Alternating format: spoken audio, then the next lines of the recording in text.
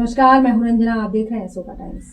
पूरा शहर dengue malaria की चपेट में है। पूरा शहर ही नहीं, पूरी दुनिया में डेंगू मलेरिया के कई केसेस देखे गए। इस बीमारी से सरकारी से लेकर प्राइवेट अस्पताल मरीजों से भर गए हैं।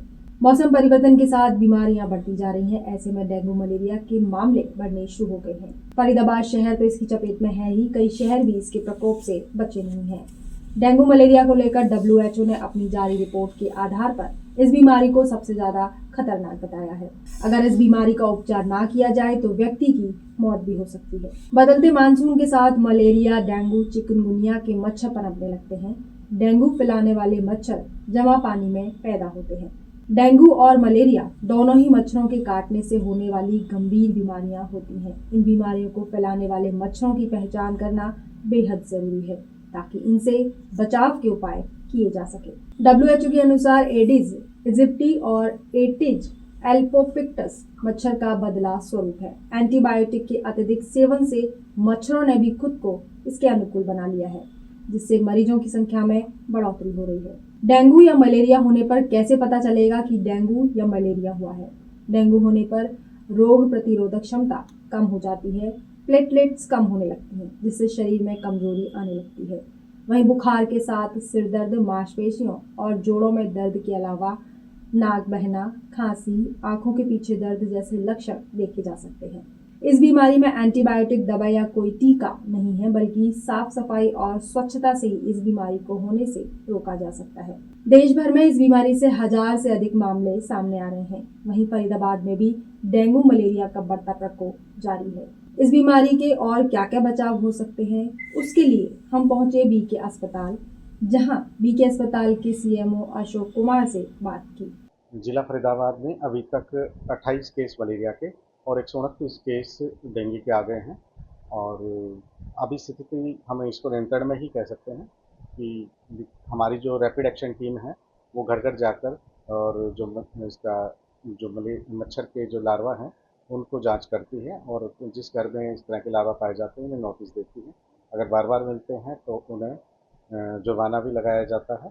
और इसके लिए ये है कि हम अवेयर करते हैं लोगों को कि जहाँ पर पानी इकट्ठा होता है, अगर छोटे बर्तनों में जैसे चिड़िया के लिए या गाय के लिए हम पानी रख देते हैं घर के बाहर, या ऊपर कबाड़ के अंदर बारिश का पानी इकट्ठा हो जाता है, तो उन साफ पानी के अंदर जो डेंगू के लार्वा हैं वो पनपते हैं और उसकी वजह से वहाँ पर उस घर के अंदर भी डेंगू फैल सकता है और आसपास के एरिया में भी जहाँ मच्छर जाते हैं वो फैला सकते हैं।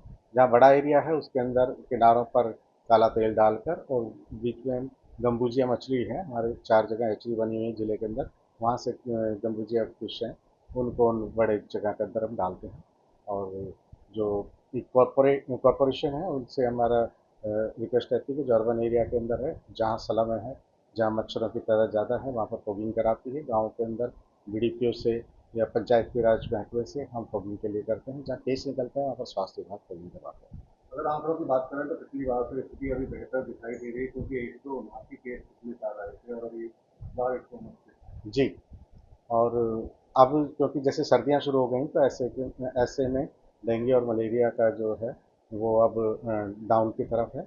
कुछ केस ही शायद 10-15 दिनों तक के कुछ केस आएंगे और तब तक ही हम समझते हैं कि तब तक इस साल का सीजन वो खत्म हो जाएगा। पिछले सालों में कुछ सालों में शिकायतें इस तरह की आती थी कि जो केस होते थे उनके मनमाने दाम लैब वाले वसूलते थे, तो क्या इस बार कोई हर साल जो सरकार है वो डेंगू के लिए जो 650 रुपये उन्होंने डिसाइड किया हुआ है, उससे ज़्यादा कोई चार्ज नहीं कर सकता।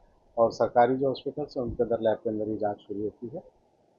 और जो अगर किसी को प्लेटलेट्स की ज़रूरत पड़ती है तो वो हमारा रीजनल ब्लड सेंटर है उनसे प्लेटलेट्स भी उपलब्ध कराते हैं। अगर किसी प्राइवेट से हमारे पास उपलब्ध नहीं है, प्राइवेट से उपलब्ध करानी पड़े तो उसके लिए पेमेंट भी सरकार करती है। उन्होंने कहा कि अब तक फरीदाबाद शहर में मलेरिया के 28 और डेंगू के 90 मामले सामने आए हैं। इन दिनों बुखार के साथ साथ डेंगू और मलेरिया का खतरा बढ़ गया है। CMO अशोक कुमार ने आगे कहा कि बारिश के मौसम में भी ऐसे मामले सामने आए थे, लेकिन स्वास्थ्य विभाग द्वारा पूरी कोशिश की जा रही है कि आने वाले समय में ये मामले कम होते नजर आए।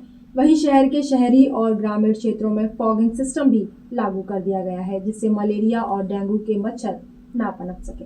आगे खबरों के लिए बने रहिए सोका टाइम्स के साथ। जानकारी अच्छी लगी तो लाइक, शेयर और सब्सक्राइब करना ना भूलें।